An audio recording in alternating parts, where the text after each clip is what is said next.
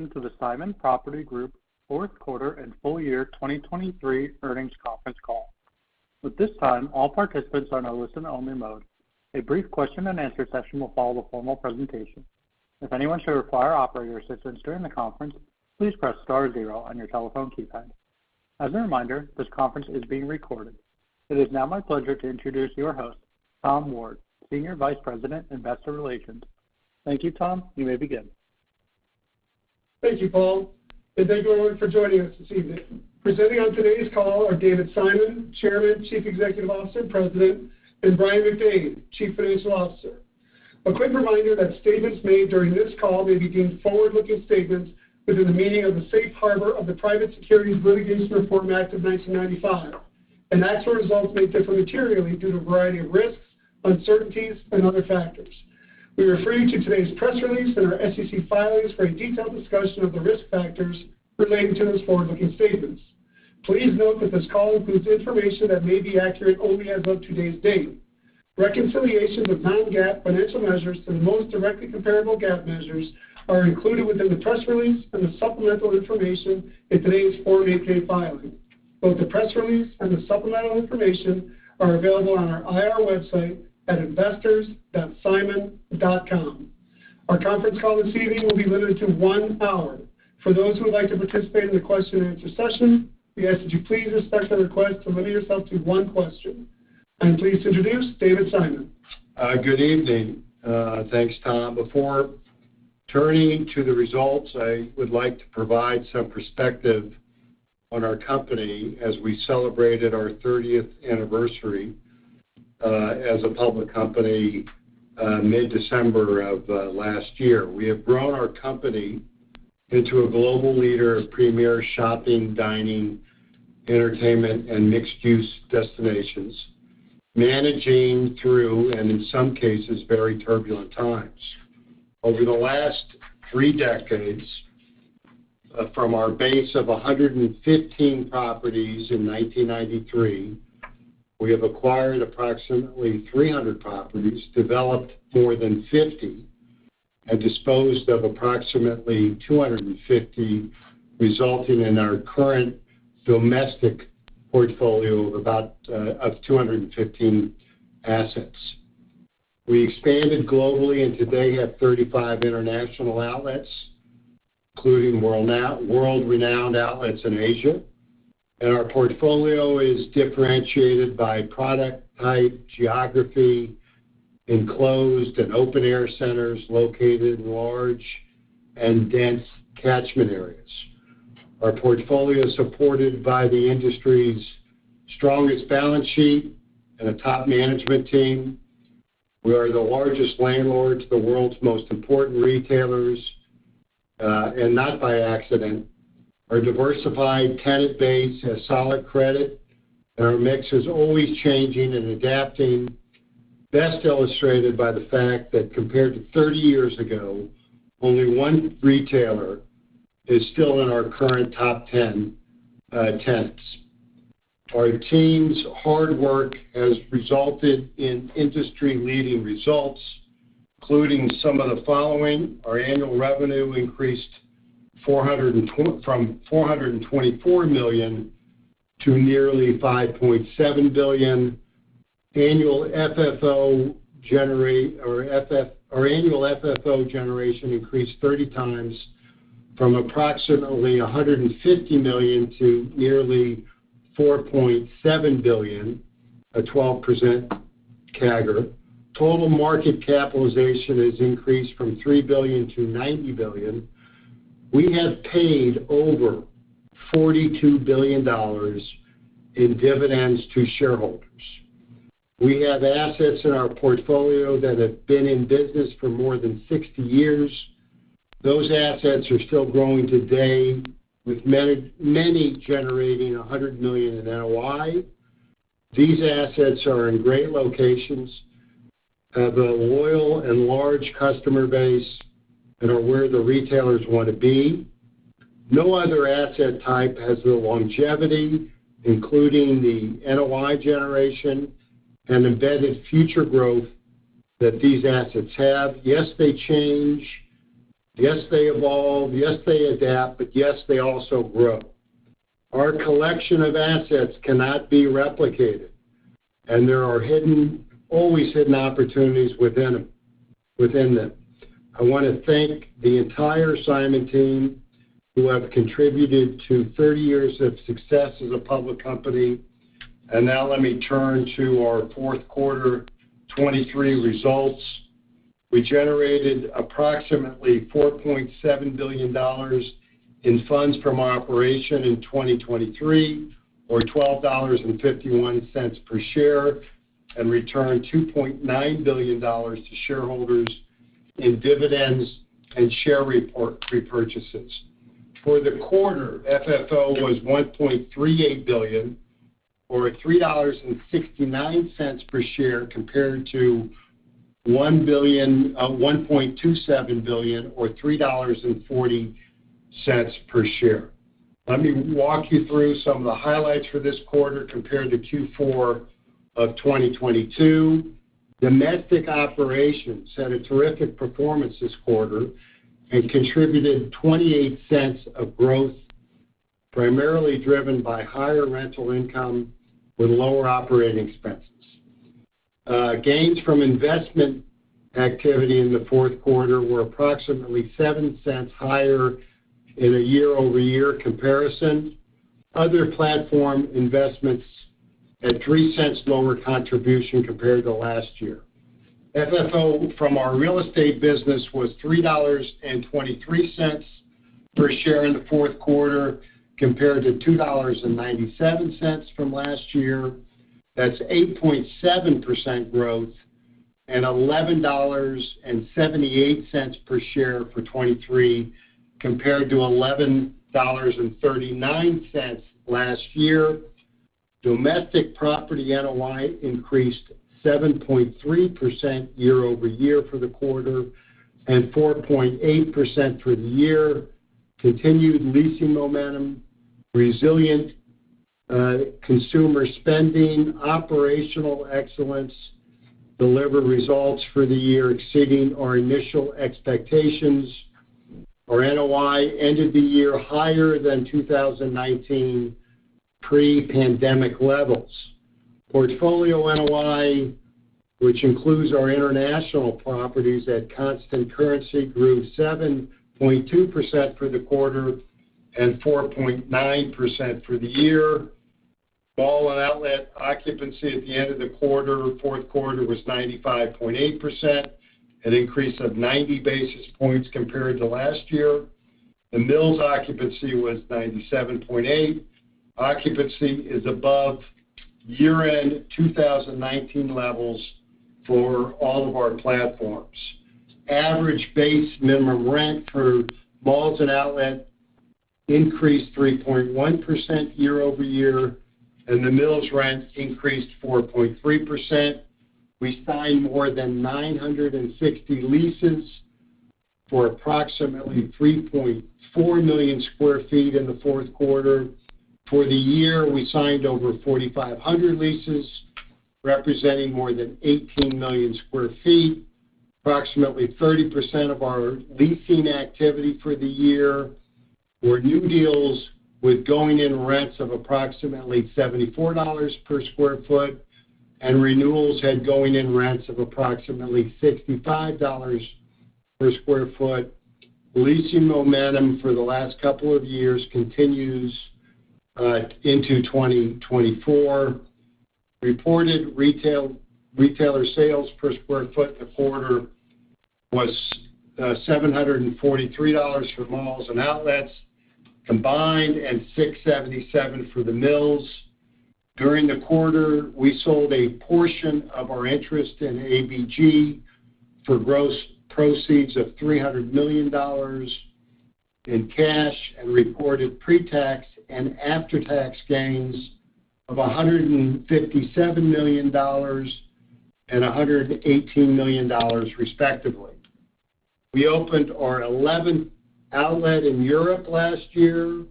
Construction continues on 2 outlets, yes, one in Tulsa, Oklahoma, and yes, one in Jakarta, Indonesia. We completed 13 significant redevelopments and will complete other major development projects this year. In addition, we expect to begin construction this year on 5 to 6 mixed-use projects, representing around $800 million of spend, from Orange County to Ann Arbor to Boston to Seattle to Roosevelt Field. Are some of the ones that are planning to start this year. And we expect to fund these redevelopments and mixed-use projects with our internally generated cash flow of over $1.5 billion after dividend payments. During 2023, we completed $12 billion in financing activities, including 3 senior note offerings for approximately $3.1 billion, including the Klépierre exchangeable offering. We recast and upsized our primary revolver credit facility to $5 billion and completed $4 billion of secured loan refinancings and extensions. Our A-rated balance sheet is as strong as ever. We have approximately $11 billion of liquidity. During 2023, we paid, as I mentioned earlier, $2.8 billion in common stock dividends. We repurchased 1.3 million shares of our common stock at an average price of just over $110 per share in 2023. And today we announced our dividend of $1.95 per share for the first quarter, a year-over-year increase of 8.3%. The dividend is payable on March 29th of 2024. Now, moving on to 2024, our FFO guidance is $11.85 to $12.10 per share.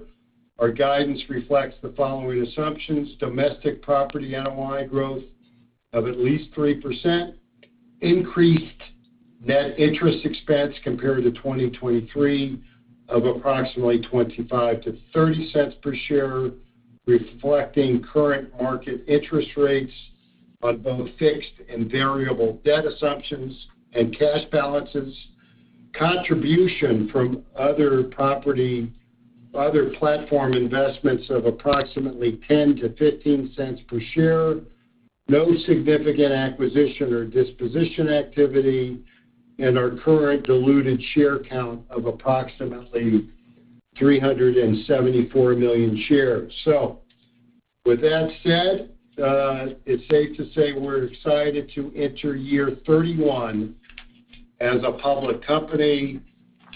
Thank you for your time, and we're ready for Q&A. Thank you. We will now be conducting a question-and-answer session.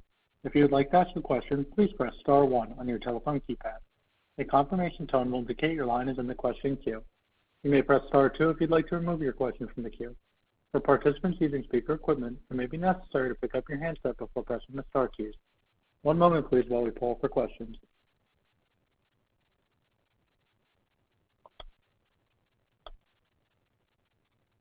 Thank you. Our first question is from Steve Sakwa with Evercore ISI. Please proceed with your question. Thanks. Good evening, David.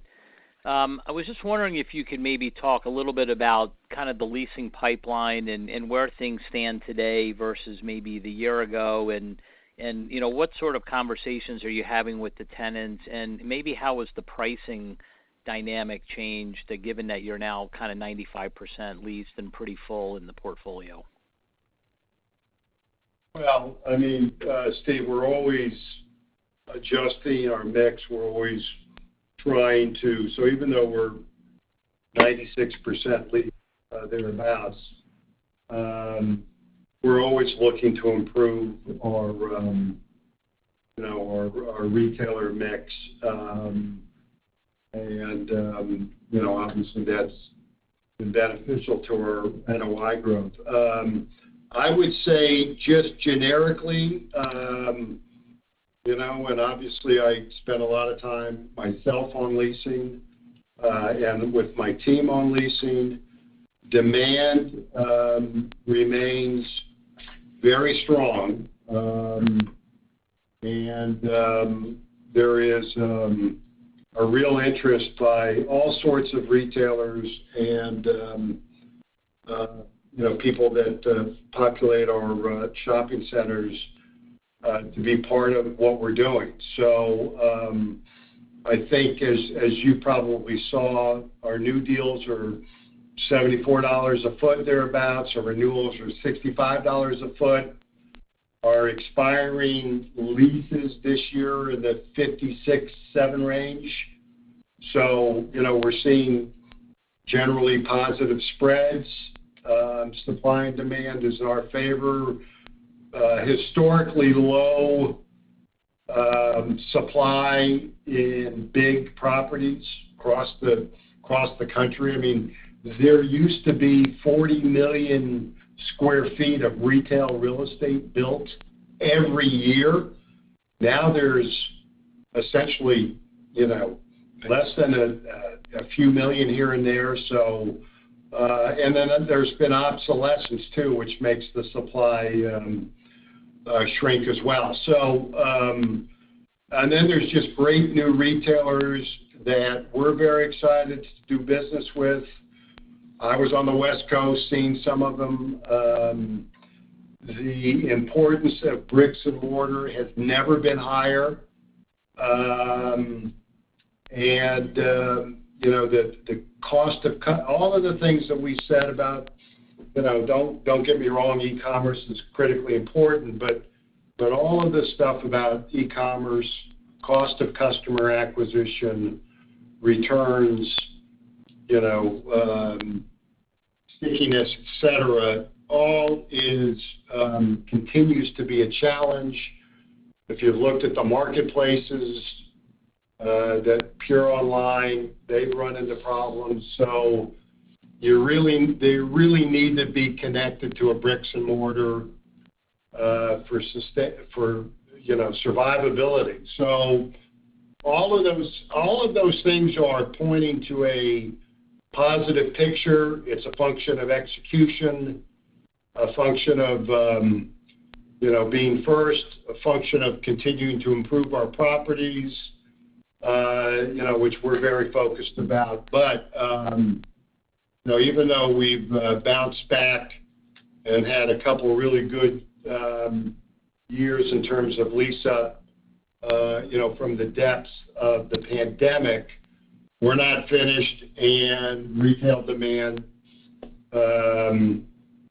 continues and it's strong, and it's across the board. I mean, it is not one category, one retailer, but pretty much across the board.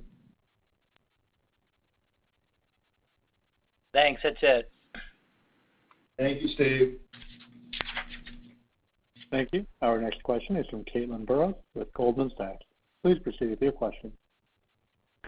Hi, good evening, everyone. David, could you give some more detail on the ABG sale that you referenced, maybe how much you still own, how much you think your remaining OPI could be worth, and whether you plan to monetize more in 24, or maybe what could influence that decision? Sure. Well, let me just, we sold about 2% of our ABG stock. So we essentially went from just under 12 to just under 10.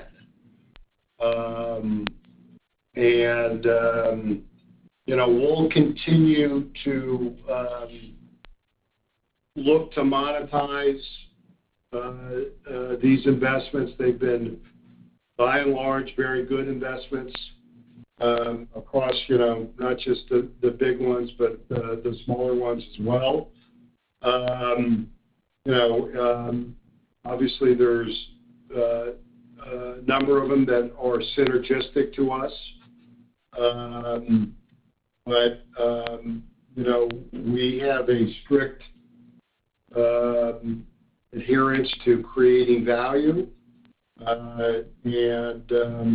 If we think we can deploy that capital into kind of what I'd call the mothership, and get better growth from that, then that's where our number one priority will be. So it wouldn't surprise me, Caitlin, for us to continue to, monetize. Obviously, some of these are, bigger bigger investments, so it's not, not easy to, to do it in one big swoop. But we're very focused on portfolio management of those assets, and if we can monetize them, are we going to get a better return plowing it back into our core business? Got it. Thanks. Yeah, thank you. Our next question is from Jeff Spector with Bank of America. Please proceed with your question. Great, thank you. And first, congratulations on the anniversary. David, there's a lot of initiatives. So as you think about the next 5 years, I know it's probably a difficult question, but is there one or two key initiatives that you're most excited about as you think about the next 5 years? Well, look, I'd say a couple of things. On the property level, there's no question that all of the mixed-use stuff that we're bringing in, plus the redevelopment of our department store boxes, are probably the most interesting and exciting things that we're doing on the ground level. So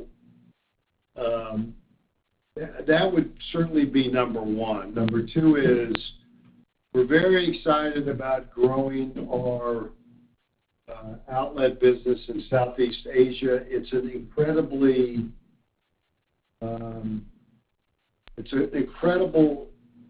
robust market, young population, and a growing. And when I say Southeast Asia, I'm not, like in Jakarta, places like that where, it's not China, it's places like that where we see kind of what we can do in Japan and in Korea on the outlet side. Jeff, you probably know that better than anybody, based on your previous history with in terms of that. So we that's very exciting. I'd also say we still are in the pursuit of bringing technology to our loyal consumers that allow them to enhance and their shopping experience with us. So we've got a lot of initiatives on the marketing, loyalty. Simon Search is a great example where our consumer, either in property or pre-visit, can search our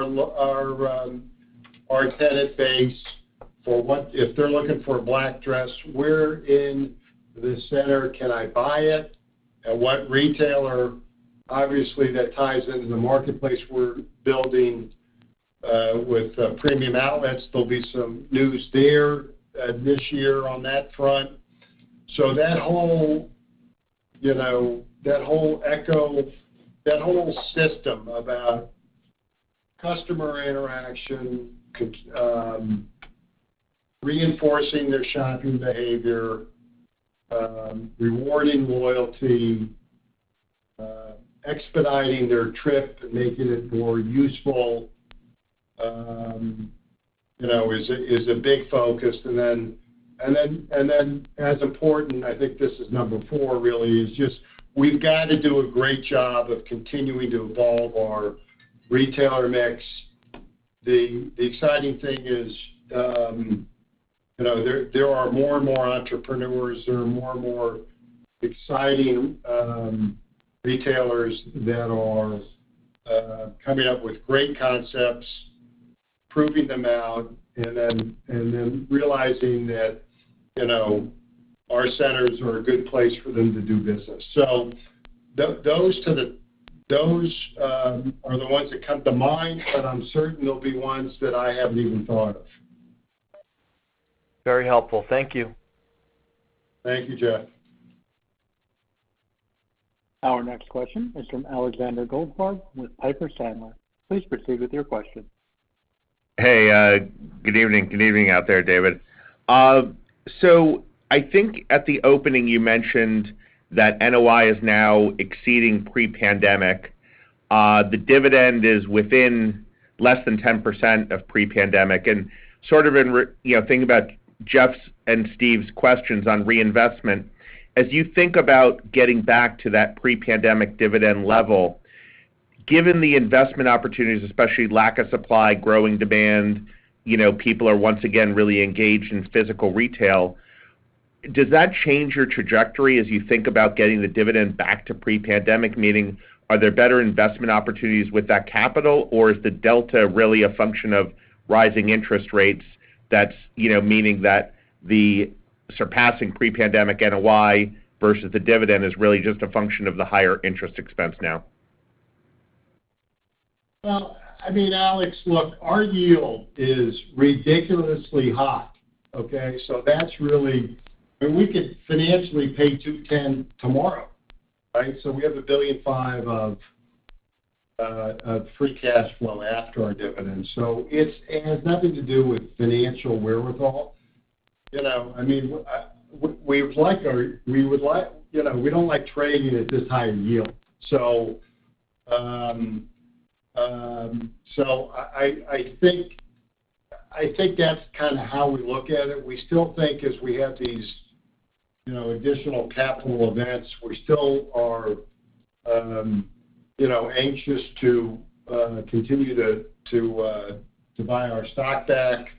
And again, when I look at either the S&P 500, I look at the REIT peer group, I look at what the strip center REITs are. Our yield is plenty high for investors. So tell all of my investors I could pay $210 tomorrow evening, okay, per quarter without a blink. But our yield is too high. And, it'll be there before you know it, but we would like to trade a little lower yield because, we think, certainly if you look at it on that basis, our yield is higher than it should be. The S&P is under 2%. Our REIT strip centers, Tom, are in the 4s. We're close to 7, right? 6.5, 7. Yeah. So, Alex, you should be pounding the table. Yes, unfortunately, I'm a non-paying customer. The real customers are the ones listening to the call. We're just asking the questions. No, I'm kidding. No. By the way, we are, just so you know, we like your, welcome out there. We are west of the Hudson. But we're not going to tell you exactly where we are, okay? We may not be in Indiana tonight. We may not be in Indiana tonight, but we are west of the Hudson. I assume you'll be in Las Vegas this Sunday. Well, I can't tell you my schedule. Thank you. Sure. Our next question is from Michael Goldsmith with UBS.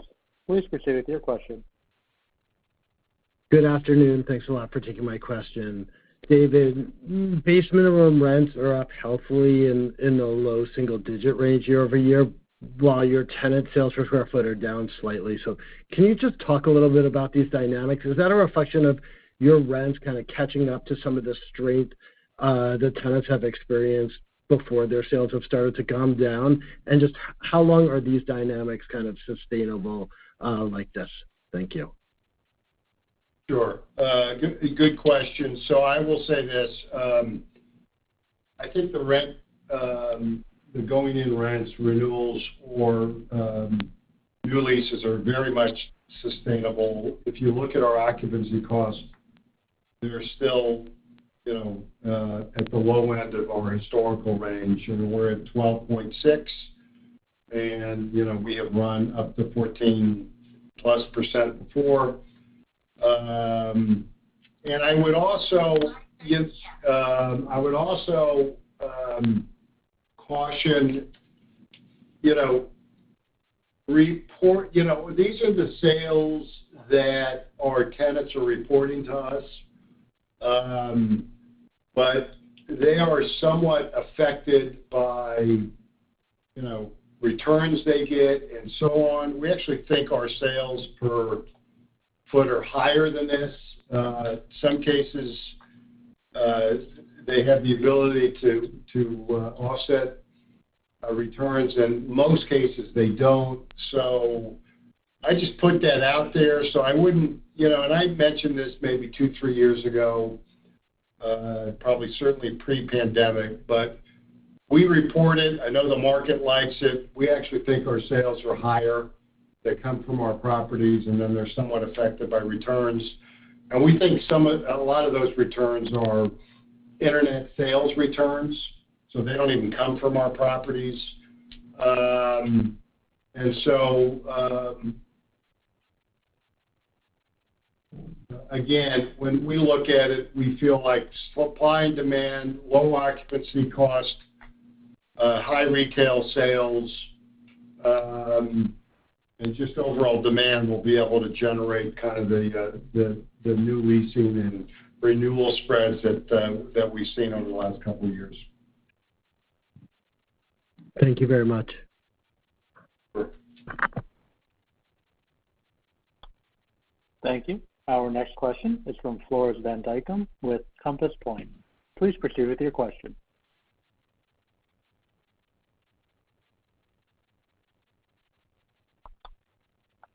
Floris, is your line on mute?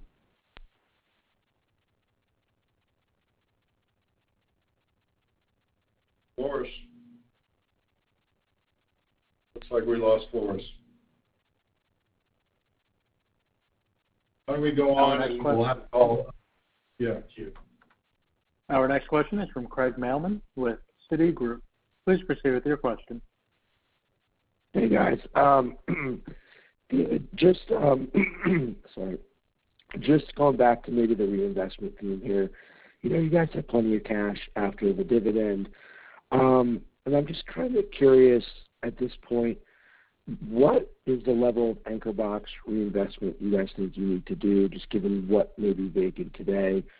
And, after you guys were spared kind of some of the recent Macy's closings, but just as you look at the portfolio today, kind of what do you think over the next 2-3 years you guys can ultimately get back and have to re-tenant? And just, you talked a lot about how the leasing environment is good. Just what's the outlook for re-tenanting those boxes today? What's the targeted kind of makeup there? And is luxury still doing enough to be able to be the primary kind of backfill option? Well, Craig, on the department store boxes, I don't have it off the top of my head, but the ones that we own, we basically don't have a ton of work to do. We have a handful of boxes that we own that are in process. Like, for instance, I mentioned Brea just briefly on the call. That was a former Sears store. We tore it down, and it's in development now, under construction now. So the actual stores that we own are not many, probably under 10 at this point, that are either currently under construction or in process. So, very small amount of, less of an opportunity than you think. The ones that we, Transformco still owns some boxes, and so does Seritage. So, we'll in our property. So we'll see how that evolves. I mean, eventually some of those could be opportunities for us to buy and redevelop. We haven't made deals on those just because bid and the ask has been, too great. But we find, and I don't think luxury is really going to be the dominant theme on a lot of these on these, boxes. I think a lot of it will continue to be the mixed use development that we're doing. And obviously opening up, if it's an enclosed mall, opening the center up with restaurants and entertainment and so on has worked very well. So we have a number under construction or about to be under construction, but we don't really have that existing pipe that until we make more deals to buy some of the boxes back. It's not as big as you might think, and it's only a handful. Now Macy's, as you're right, they announced some store closings, none of which are ours. So, we're always very focused on knowing exactly where we might be at risk. Though, and I would point out, very importantly, when Sears went out of business, the whole market said, how are you going to survive, Sears going out of business? They had 800 department stores at that time. I think, frankly, they're down to, believe it or not, operating maybe 5, 6, 7, 8. I think we actually have the most between us and the Taubman portfolio. But how are you going to survive it? The fact of the matter is it was a non-event to the mall customer. And if anything, as we've gotten those boxes back, we've made the center better. So as we look, we don't look at box, the changes in box as a concern. We view it really more aggressively and progressively as something that will enhance the property's portfolio. And the assets that we were worried about that couldn't survive that basically don't exist in our portfolio anymore. So if you asked me that question 10 years ago, I might have a different answer. Great, thank you. Greg, I hope you get better prior to the city conference. I'm sure you will, but you sound like you've lost your voice. Yeah, I'm hoping to be on the mend by then. Thanks, David. All right. Be well. Our next question is from Vince Tibone with Green Street. Please proceed with your question. Hi, good evening.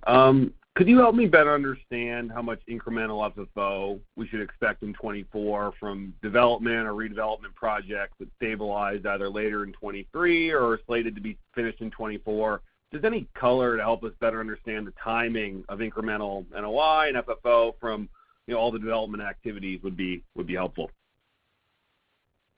Yeah, in fact, it's interesting. You actually take I think in 24 we're taking a step back.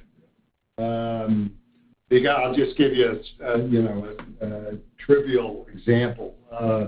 I mentioned Brea now for the third time, but we have a whole wing that's connected to the former Sears department store that we're redeveloping. We'll have some outdoor shops. We're building a Dick's Sporting Goods. We have a Lifetime Fitness Resort, and then we'll do roughly 350 apartments or so. But that wing leading to Sears, we've had to de-lease it to ultimately put in, I'm sure I'm allowed to say it, but I'll say it anywhere, Zara and Uniqlo. And they won't open until end of 24, best case. So Vince, by and large, all of the stuff in the 8-K that we've listed, and I don't believe Rhea's in there. If it is, it'll be in there shortly. None of that is really gets in 24. We do have Tulsa opening in late summer. That'll have a marginal impact. Leasing there is going well. But with all the redeveloping, this is really more of a 25.6 story. The one that will see the benefit of this year, and I don't have a number handy, is Phipps, which we opened, in 23. That's kind of the one that I would see most meaningful of it. But most of the redevelopment is a 25, 26 story. No, that's really helpful. I mean, is there any, for just in terms of, the $1.3 billion that's active today plus the $800 million you're going to start, I mean, what's a fair assumption for 25, 26 in terms of level of maybe spend stabilizing? I mean, that's how we model it. Is $500 million stabilizing annually at, let's call it a 7-8% yield a fair assumption? And that's something I'm trying to get at, how quickly stuff can come up. I appreciate that. If you don't include what I'd call ground-up new development, I would say probably about between $600 and $800 million a year. And our goal would hopefully be, to bring that in at north of 8. Obviously, if it is multifamily, you can still create value at a lower yield than that. And in some cases, we're building at a lower yield than that. Like, for instance, both Brea's apartments and the ones that we're building at the former Northgate Mall, where we're basically about to start construction there, will be sub 8. So it may round down that 8%. But if you're talking kind of everything else, we would hope to be north of that. Thank you. That's all really helpful color. Appreciate it. Sure. Our next question is from Ron Kamdem with Morgan Stanley. Please proceed with your question. Great. Just a two-parter really quickly, starting with the core NOI. Just in 24, can you just touch on the tourist centers and how much recovery there is and how much upside is providing to 24, as well as the variable to fixed conversion? Just trying to get a sense of how much of a tailwind that is to the core. And then on the sort of other platform investment, maybe could you just touch on what seasonality should we be thinking about between sort of the first part of the year and 4Q? Thanks so much.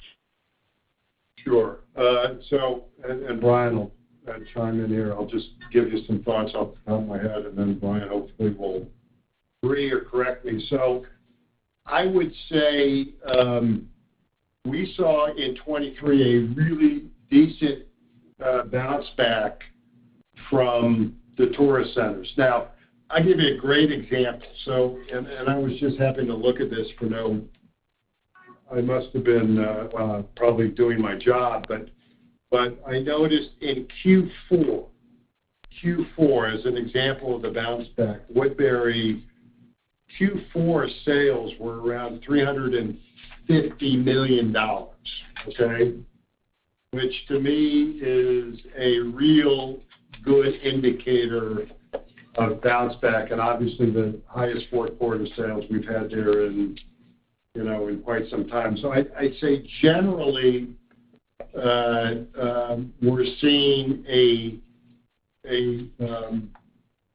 really good bounce back in the tourist centers. I don't think we're going to, the one area that, the U.S. Overall, and obviously will have an impact on us. I do not think we'll see the Chinese. We do not expect the Chinese to come back the way they had before pandemic, and just our tourist centers did outpace our sales for the portfolio for 23 on average. So good bounce back across the board. And then I would say on your variable rent, we continue to see that as a lower percent of revenues. Both the vast majority, I think we increased our, the way to think about it, that's interesting is, and again, hopefully Brian won't need to correct me, but Brian's available to correct me. Our domestic operations had 28 cents of improvement, Q over Q. That's 28 cents. And within that 28 cents, our variable income went down. So I think that gives you a kind of a leading barometer. We're still working that way down, and we're getting that into kind of our base rent. So, and then your final on OPI, lost Q1, relatively flat, Q2, Q3, and then most of it in Q4. Q2 is a little better than Q3 usually, but on the margin. And we're only projecting this year 10 to 15 cents. All right, how'd I do? You got it. Thanks so much. Sure. Thanks, Ron. Thank you. Our next question is from Greg McGinnis with Scotiabank. Please proceed with your question. Hey, good evening, David. I just want to dig into the guidance a bit and that OPI that you just cited in particular. Is it fair to assume that the 10 to 15 cents includes gains or monetization similar to last year, or operations expected to improve from the minus 2 cent contribution to FFO in 2023? Yeah, thank you for that question. And the answer, no, that's pure operations, and no, one-time or, sale gains or any of that are in there. And, yeah, I mean, just by, I mean, we had a tough 23 in OPI. We saw, we didn't meet both our budgeted expectations and our expectations kind of mid-year when we recalibrated it. The team in OPI, again, we're partners with, so it's not just us, we're partners, are making significant efforts within their own business to improve performance. And again, the overriding theme was, we should be sensitive to this across the board. The overriding theme was the lower income consumer still, with inflation and embedded, even though inflation has subsided, they're still dealing with things that cost a lot more money than they used to. And the good news is their income is increasing, but it's still not in a position that they have the discretionary income that they need and they deserve. And, we need to figure that out as a country. So just to clarify, I hopefully I answered. So no one-time gains. Hopefully we're being conservative, and that's kind of where the numbers are. And just to take a step back, we're kind of getting OPI in this level where it was pre the extraordinary year of 21, 22. If you go back in time, this is kind of where the number was. Nobody cared. We really outpaced ourselves and had extraordinary 21 and 22, and I think now we're kind of getting back to more a kind of a more stabilized number. Mm-hmm. So just to clarify, so there's going to be some improvements in operations, I guess, that are going to be kind of driving this year-over-year growth. But what do you think that implies in terms of the operational standpoint and the customer for your other tenants in the portfolio? How are those retailers performing? And are they going to be able to make the same sort of operational changes to benefit income? Well, you're just talking about our tenant base now? Is that the question? Or I guess or JCPenney, the ones plus your tenants, yeah. Okay. Well, like I said, the ones in the ones in Spark and Penny I really spoke to. I mean, I think, generally the plan that they have in place,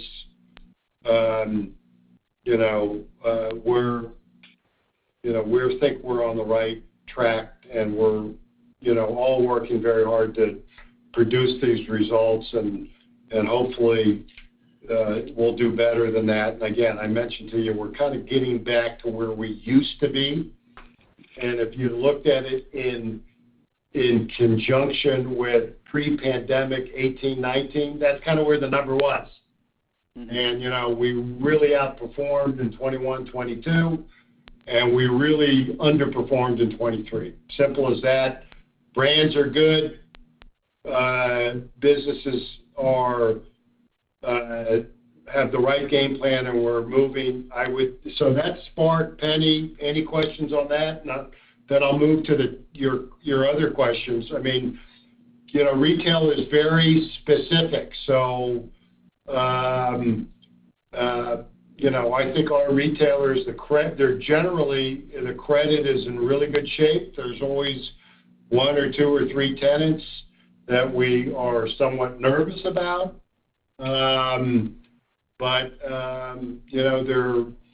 They all understand the importance of bricks and mortar. They're reinvesting in their stores.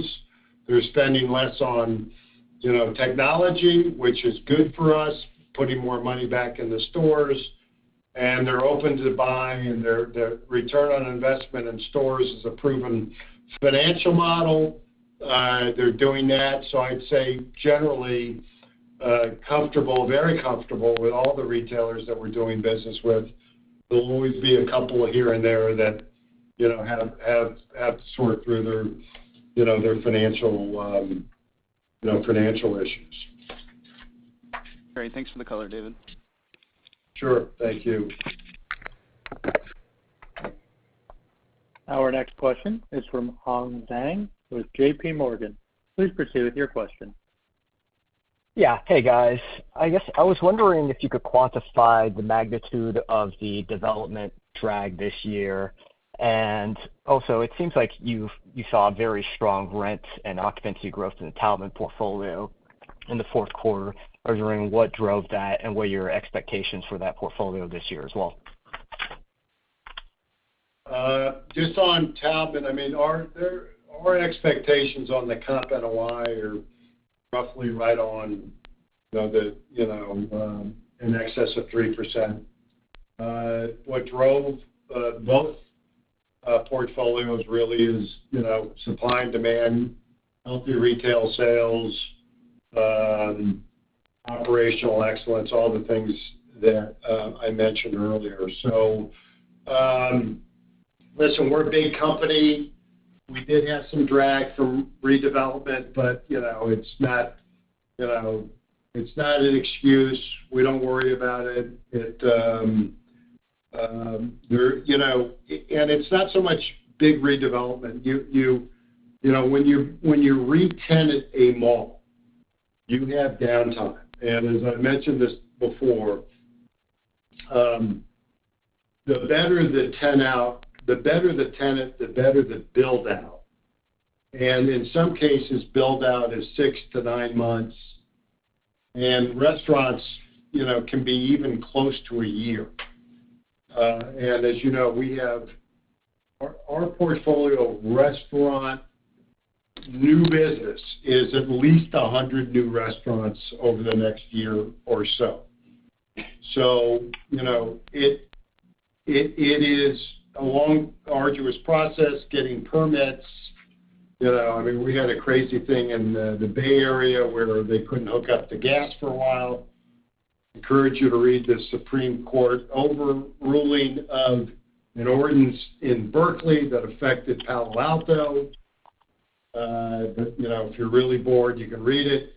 We finally got gas back into the center.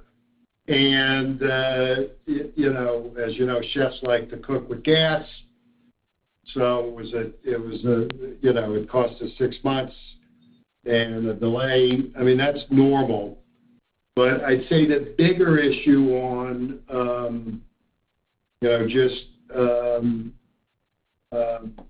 it's not so much redevelopment as really re-tenanting. And I would say, by and large, if I had to make up a number, it costs us probably 10 to 20 cents a year of just downtime. But that's a guess. Got it. Okay. Thank you. Thank you. Thank you. Our next question is from Ki Bin Kim with Truist Securities. Please proceed with your question. Thank you. Just a couple questions. First, your operating expenses were down in 4Q. I was just curious what drove that and if that's sustainable. Yeah, Kevin, it's Brian. Yeah, we did see some savings year over year. There was some seasonality to it. Weather was a little bit lighter, but yes, we do expect it's sustainable. Okay, and on the ABG partial sale, was that a down round valuation versus the $18 billion mark previously? No. Okay, thank you. Yeah, remember that was enterprise value. They have some debt, so that wasn't equity value. But it was at so just when you say $18 billion, that's enterprise value as opposed to equity value. Okay. Okay, thank you. Sure, no problem. Our next question is from Haendel St. Juste with Mizuho Securities. Please proceed with your question. Hey, good evening out there. How are you? I'm doing great, sir. Hope you're well too. Question I have is on your signed but not yet open pipeline. I think last quarter, or you previously outlined, there's about 200 basis points of embedded occupancy from that signed but not yet open pipeline. So maybe you can give us an update on where that stands today, and then also maybe what's embedded in the guide for bad debt and lease term fees this year. Thank you. Sure.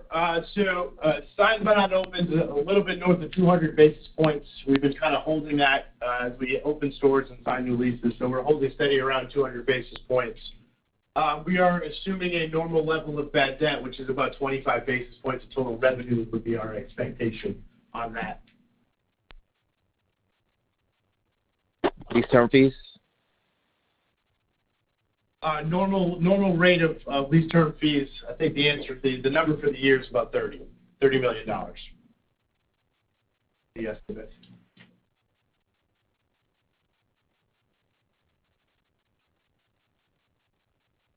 Okay, thank you.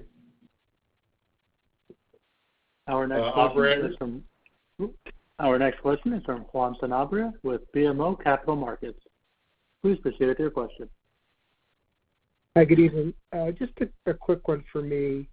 Just curious on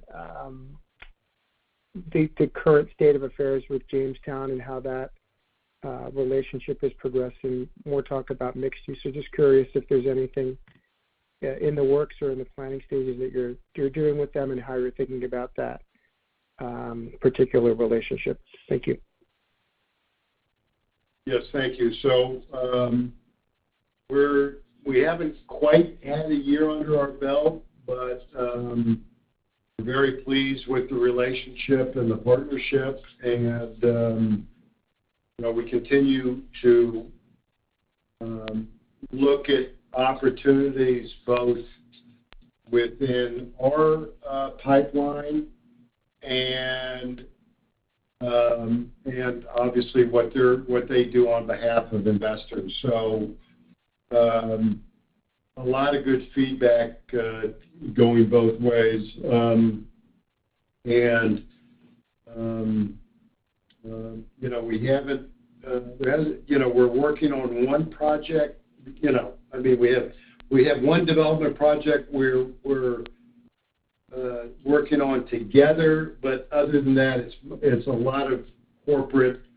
It's more strategic and more corporate, and more of a corporate discussion than property level specifics, other than one where we are partners on and going through a development process in that now in the Southeast. Thank you. Sure. There are no further questions at this time. I'd like to hand the floor back over to the management for closing comments. Okay, thank you. And obviously, Tom and Brian are available, and we really appreciate everybody's participation. Talk to you soon.